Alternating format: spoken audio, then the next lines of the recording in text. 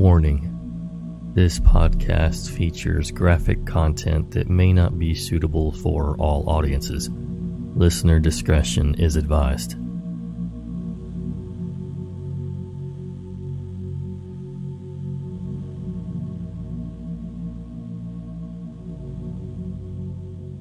Hello again, Nightmare Society, and welcome to another episode of True Horror Stories.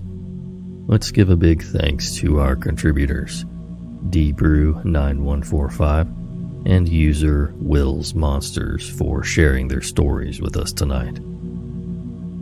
Nightmare Society is a weekly podcast.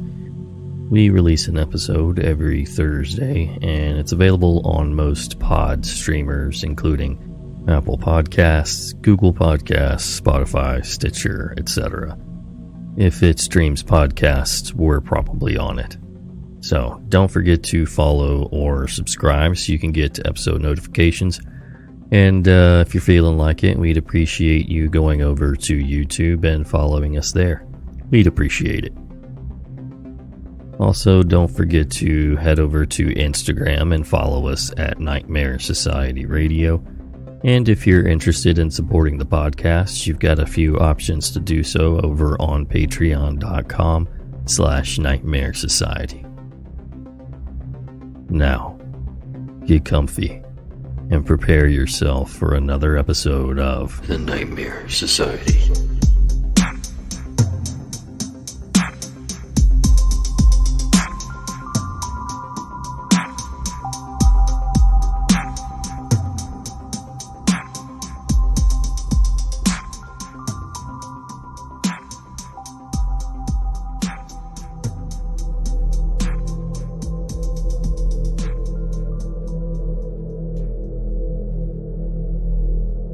There will be 3 parts to this story, and they all occur within a 3-year span.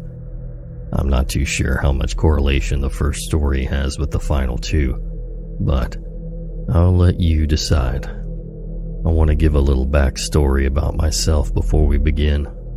When I was younger, around 8 or 9 years old, I was terrified of horror movies, things lurking in the dark, and odd noises at night. When I turned 11, I became an active member in the Boy Scouts. During my time in scouting, we would go camping once a month, and during the summers, we would go for a 7-day stretch. During this time, I learned to appreciate the wilderness and the darkness and began to love anything that would potentially give me any sort of fright or raise my anxiety level. I began watching horror all the time. I would sit and stare into the woods behind my parents' house. I was a whole new person. My family moved to North Carolina in 2000. I was 9 years old at the time. Their house is on a cul-de-sac and is pushed back from the street about 30 to 40 yards and is surrounded by woods. The woods behind their house goes back at least half a mile. It's so dense I have never made it all the way through. It's so dark at night if you turn off all the house lights, you're unable to see the house from the road. We also have 2 family pets, a Cocker Spaniel dog and a really mean cat, which is important in stories 2 and 3. It's spring of 2010 and I just turned 19. I'm 6'2" and weigh about 195 pounds. I'm ending my freshman year of college. I was a sports medicine major, played on my school's hockey team as a freshman starter, and went to the gym twice a day. So, needless to say, most people didn't mess with me or give me a difficult time because I could handle myself very well. I was soaking up all the world had to offer, so at the end of my freshman year, the freshman class decided to throw a bonfire party down by the river. All of my friends thought it was a great idea, including myself, but forgot the part how we would actually get to the river. To get to the river, you had to start at the top of the hill, which was the point on the school's campus where if you were at the top of, quote, the hill, you can see all the dorms looking one way and all of the sports fields if you look the other way, except the football field as it was located at the front entrance of the campus. If you didn't have a car, the walk down the hill was probably a half a mile. It was a very peaceful walk. Once at the bottom, you would walk through a dirt field, which was more of a parking lot than anything, and cross over a set of railroad tracks and into a dense set of woods. It's now time for me to head to the party, and it's around 10 p.m. It's dark, but there are students rolling around campus since it is a Saturday night. My group of friends meet in the lobby of the dorm and head down to the river. It was an easy walk down, and the woods didn't pose a problem. Now that I typed this out, the walk was easy because we were all distracted. We made it to the bonfire, nothing unusual about the party. There was music and drinks and just a bunch of college kids having a good time. I received a phone call about an hour into being at the bonfire, which required me to have to head back to my room to send a last-minute assignment before I was late turning it in. I walked back with 2 others who were making a run to the store and then coming back down to the river. Once I emailed my assignment in, I was ready to go back down. I waited about 20 minutes for my 2 friends to get back from the store, but they had not made it back yet. I called to get an ETA and they said to go on down because they had run into some other friends and didn't realize how long they had been out and hadn't even made it to the store yet. I didn't think anything of it. I was super comfortable with navigating my way back down to the river. The walk back down the hill was normal. I crossed over the railroad tracks and entered the woods. It's about a mile walk through these woods in the middle of the night. I was used to being in the woods at night, so my senses were heightened, but I wasn't afraid. I made it about a half mile in and felt that I missed a turn. This is the point where I took out my phone and turned on the flashlight. You would think I would have already done that before I entered the woods, but I didn't. Once I realized I was right on the path down to the river, I kept on. Once I finally could see the fire, I turned my phone off and continued down the rest of the way. The last few hundred feet, I ran into some guy.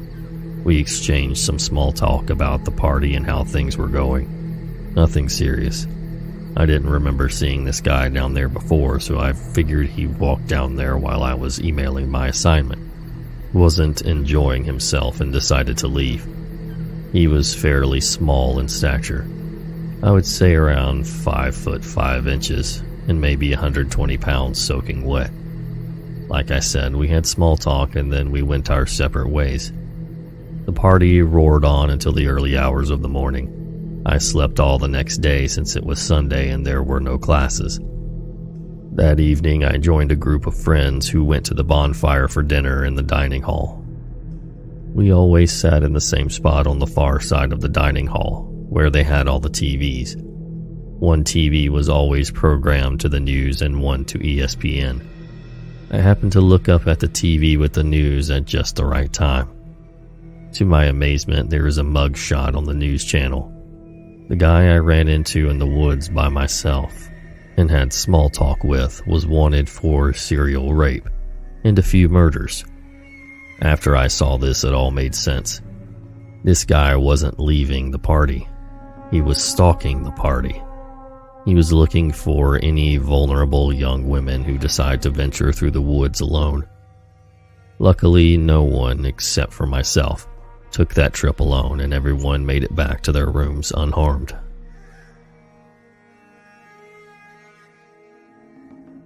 It's now the summer of 2010.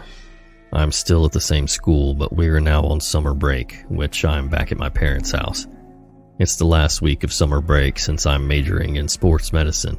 I'm required to return to school with all the athletes. The summer was amazing. I went on a few dates. I was at the gym every day, and I was playing hockey in a men's summer league to prepare for next season. I've bulked up to 250 pounds and have never felt stronger.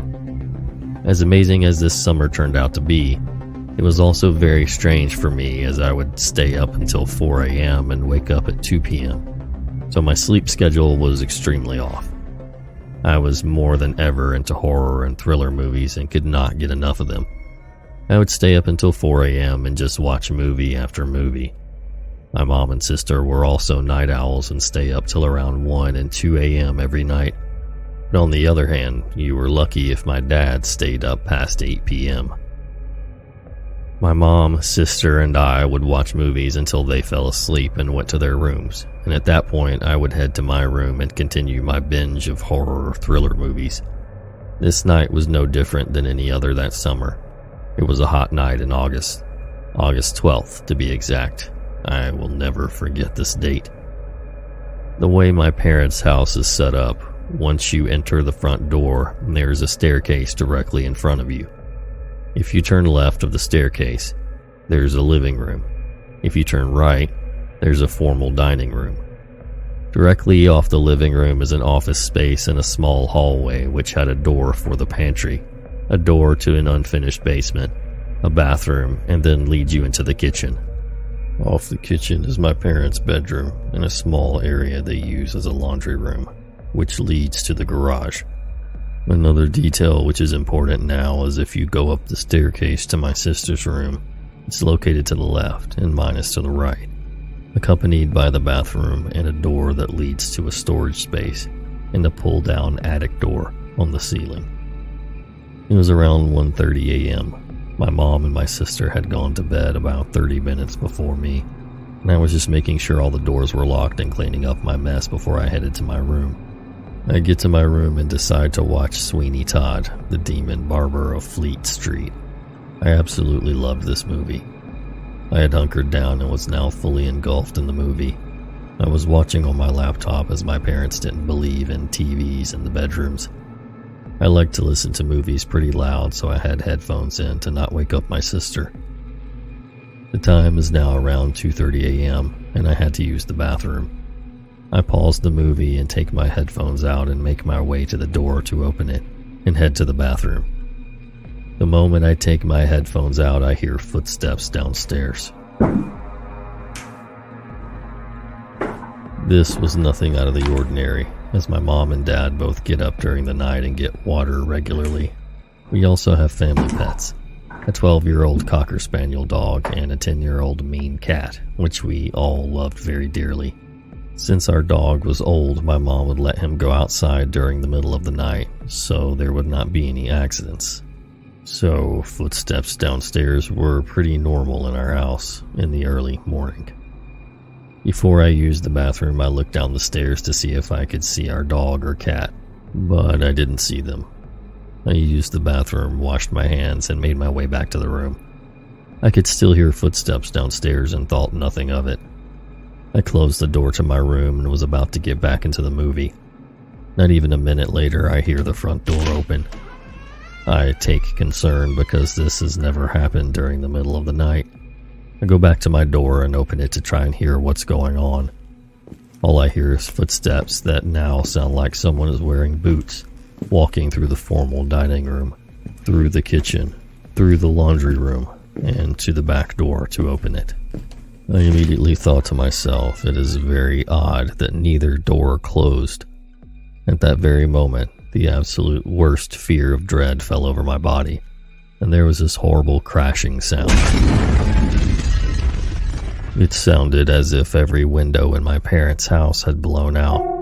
I knew in that moment something was completely wrong and didn't hesitate for a second. I bolted down the stairs, remembering the front door never closed shut, expecting it to be wide open, but to my amazement, it was closed. I was befuddled, but still carefully moved through the dark looking for anything that had happened. I opened the door to rooms and closets, figuring I would find someone hiding in the house. I knew the back door had also been opened, and as I made my way to the back door, I bumped into a person, which turned out to be my mom. We both freaked out and immediately looked at the back door and walked right to it. The back door was closed and locked. We looked at each other with a confused look and then asked each other if either one of us had been downstairs just now. Shockingly to one another, we both said no. We agreed to check the house together and find out what happened, but we found nothing. We opened every door to include cabinet doors and were left empty with no answers. Confused and a bit shaken, we went back to bed. I didn't sleep well, and the next morning I also noticed my mom didn't sleep well because we were both still questioning the events that occurred the night before. This was the one morning I came downstairs before my sister, and my mom and I both asked how she slept, and she said she slept amazing. And to our amazement, my sister didn't hear a single thing the night before. My sister is very jumpy and scares quite easily, so my mom and I didn't mention a word of it. The morning goes on and there are errands needing to be done for the day, the main one being visiting a store named Batteries Plus. All the store sells are any battery you could imagine. My mom, sister, and I all go on this trip to the battery store. My mom and I are exhausted and ready to head home. My mom decided to cut the errand short and just visit the battery store and head back home. We turned back into the cul-de-sac and realized something isn't right. The garage door is wide open. Now, this is possible because my parents have the remote garage door openers and my mom could have somehow hit the button still being close to the house and didn't realize it. We pull up to the garage and I look and the door leading into the house is wide open. My mom, sister, and I immediately questioned each other asking if the door was closed when we left, and we all said yes. I got out of the car and took the lead, grabbing the first thing I could find to defend myself, a hockey stick. I go around the perimeter downstairs. I didn't open any doors, just a quick look. I returned to the garage and reported where I looked, and my mom joined to search doors and upstairs. We opened all doors downstairs and found nothing. We went back to the garage and informed my sister that nothing was downstairs or in the basement, and she then agreed to come inside. Once my sister came inside, we all three went upstairs. My mom stayed at the top of the stairs. I checked my room, the bathroom, and the storage space, and my sister looked in her room. My mom stood at the top of the stairs. Once my sister and myself emerged from our own rooms, we simultaneously said there was nothing there. As we looked at our mom, she had wide eyes. My sister and I looked at what she was staring at. She was looking at the attic door on the ceiling that had a handprint in the dust. We all knew no one had been up there in years. We pulled the cord down and went up the ladder. To our amazement, no one was there. Fast forward a full year, to the same date to be exact, August 12th, 2011. Another hot summer night. It's around 2:30 a.m. and I'm sitting in my room in my parents' house during summer break, about to head back to college for my third year. I'm watching a movie in my room, again Sweeney Todd. Next thing I know, I hear a knock at my door. I think it's my sister being polite, asking to go downstairs with her to get a drink. I open the door to find my mom holding a broken hockey stick, crying her eyes out. She kept my first hockey stick I broke during a game. The way the hockey stick had broken, there was a sharp, jagged edge that would definitely do damage to anything or anyone that it struck. I looked with concern and asked if she was okay, and she muttered, "No." I asked what was wrong, and she said, "I couldn't fall asleep, and I heard a whistling noise outside. I thought it was the wind. I then heard the back door open and laid there quietly so I could hear what happened next. All of a sudden there's this voice, a man's voice, right next to my ear, and he said my name, and all I could think about was getting you." After hearing this from my mom, I went into fight mode and jumped down the staircase. I tore apart my parents' house looking for anyone or anything inside the house. I searched over an hour and didn't find a single thing. It's now 2022, and every year on August 12th, my mom still encounters strange events at 2:30 to 3 a.m. To whoever or whatever is tormenting my mom, come find me. She deserved peace, and you deserve an ass whooping. And oh yeah, I still fight.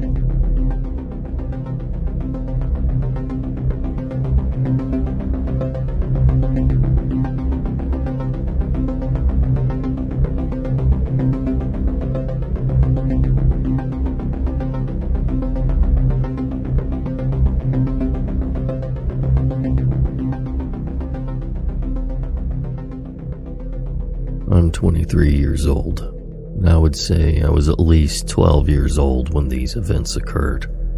I've told this story only a few times, and I warn you that even I'm skeptical, and I'll simply state things as they happened, with as much detail as possible. My family and I were searching for a new house for 2 reasons. 1, so that my brother and I could get separate rooms as we were getting too old to share a room. And 2, because our current neighborhood was going downhill and my parents wanted me to grow up in a safe environment. The house was old looking, a row home, and the interior mostly carved wood, done by the people who lived in the house originally. We spoke to the owners, a husband and wife, and the husband's dad, an older man who had an oxygen tank and could not speak. He, in his youth, had been a wood carver and done the house interior, and he had taught his son the trade. The father has done a lot of woodwork in the living room and the floors, while the son had made at least some cabinets in the kitchen. Charming 12-year-old me spent some time talking to the owners, and they seemed quite smitten with me. A short period of time passes, and we returned to the home to close the deal. Apparently, my parents offered less than the owners wanted, but it was still an acceptable amount. The wife during the meeting asked me if I was excited to have my own room, and of course I responded yes, and she then replied that she would love to see me have my own room, and so the negotiations went into full effect. My parents would later say, perhaps to be nice, that the house was only sold to them because the wife said I deserved my own room, which I thought was super cool at the time. My parents showed me upstairs and the room that would be mine. It was quite small, about the size of a pickup truck, but my parents implied that they would make it bigger. It was a basic room and in fact belonged to the silent father of the husband. At the realtors, the wife implied we should leave the room as it is. This worried me, and I sat quietly upset that my room would remain small. In the car on the way home, however, my father told me not to worry.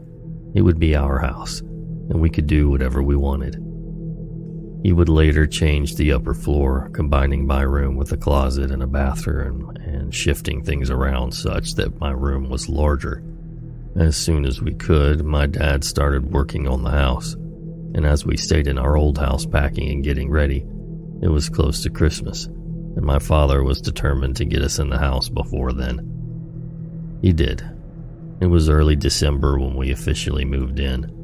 The work that he had completed was the upstairs, so we all had bedrooms and could sleep there, but overall there was still work to be done. This is where everything starts to go south. Typically, a house makes noises, especially a new one with construction, but all the noises seem to originate from the area where the parlor and the dining room met, sounding like a shoe squeaking against hardwood floors, which the whole middle floor had. The middle floor being where the parlor, dining room, and kitchen was.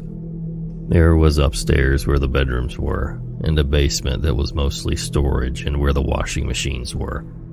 The washing machines were located in the back, under the kitchen. There were noises and scratchings around my room, which I tried to ignore but were frightening to 12-year-old me, in a new house, in a room by himself for the first time.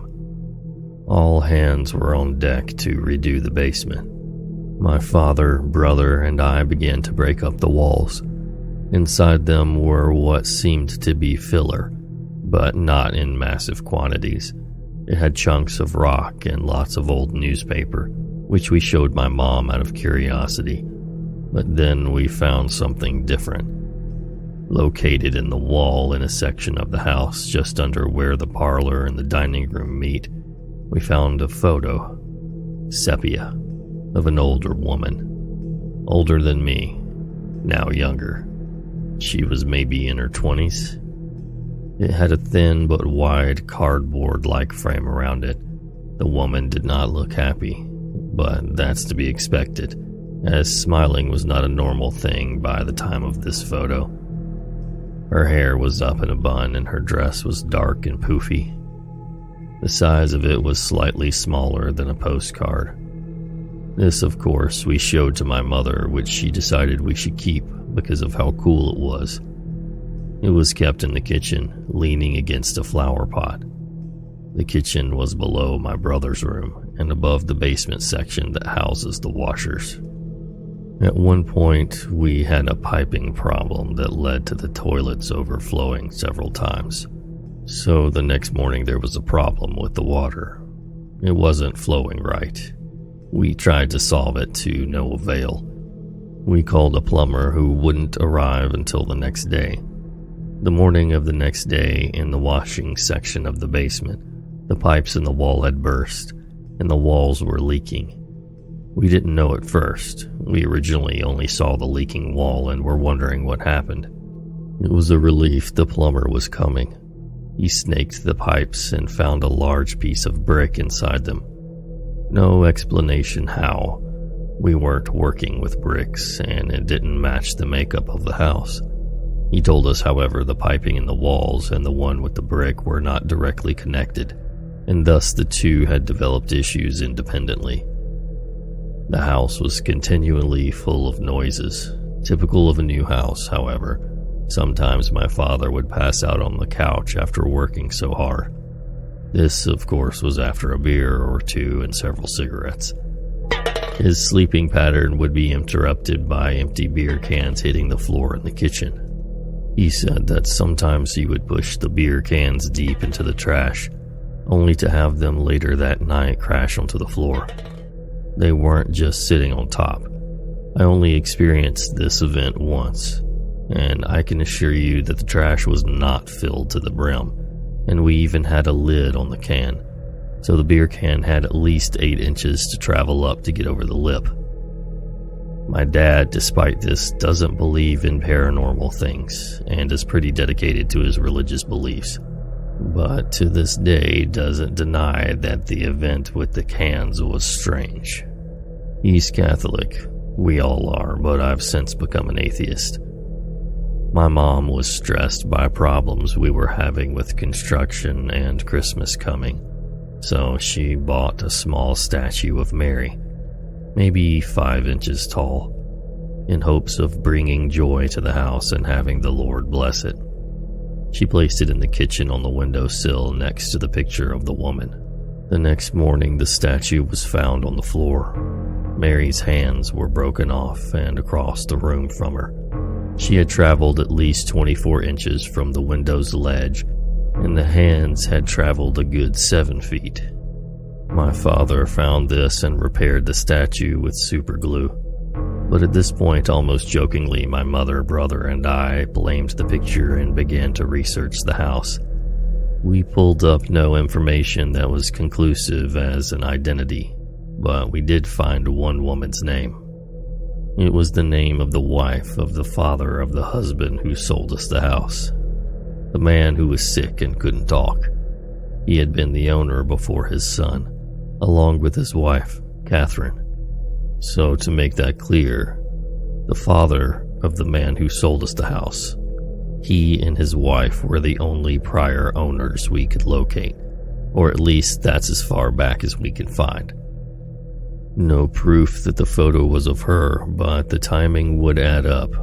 The father was in his late 80s when we met at about 2005, and the photo was of a woman in perhaps her 20s. So we're talking about the photo being taken in the 1950s. So the time would add up. But as I said, no evidence. The writing on the back of the photo was one word: sloppy and unreadable. My brother's ceiling began to leak due to the snow. His room was above the kitchen, above the photo. We've yet to properly repair the damage from that to this day. We still live in the home. We noticed that all the activity was either above or below the photo. My mom wanted a priest to come out, and this is where my father, as I mentioned, had his faith shook a bit, and agreed that my mom wasn't totally crazy for wanting it, but he still didn't believe it was the photo. He was skeptical, but no longer frustrated with our obsession over the photo and the odd events. It was Christmas time and the priest was busy. He would come and bless the house, but not for some time. I snooped around and found my Christmas gifts in the basement. That's where my parents had hid them. Christmas Eve night comes and I'm in bed, wide awake with anticipation. I hear my parents go slightly up the hall to my brother's door to listen for noise, then to my door, then to his. They kept roaming the halls to check on us and to move the toys, but I soon noticed they weren't going down the stairs with them, and the gifts weren't on this floor. Eventually the noises stopped. In the morning I casually asked my parents about it, and they, still slightly trying to deny the real magic of Christmas, said Santa had a hard time putting the gifts out, considering the kids kept walking up and down the hall trying to spy on their gifts. My brother said he heard the noises too and thought the same, that I was trying to spy on my gifts. I told them that that wasn't the case, that it was not me. My dad seemed not to believe me. He thought I was spying, but my mom did believe me. In later years, they revealed all the toys were in the basement, and that it really wasn't them in the hall. Christmas night, I was up late with my toys. I couldn't sleep. It was early, maybe 2 in the morning, when someone came to check on me. I could hear and see the doorknob rattle, so slightly, like someone trying to get in the room without waking me. The door was locked and I whispered, "I'm still awake, Mom." But no answer, and I didn't hear anyone walk away from the door, nor had I heard anyone walk up to it. I opened the door and my parents' door was closed. They were asleep. This was one of the only nights I was up this late, and my brother reported similar going-ons, and that he often heard someone walking up to his door. He said it mostly happened from 3 a.m. to 5 a.m., a time when little me was fast asleep. In fear, he had bought a knife from his friend. He's only 3 years older than me, so he was about 15 when this was going on.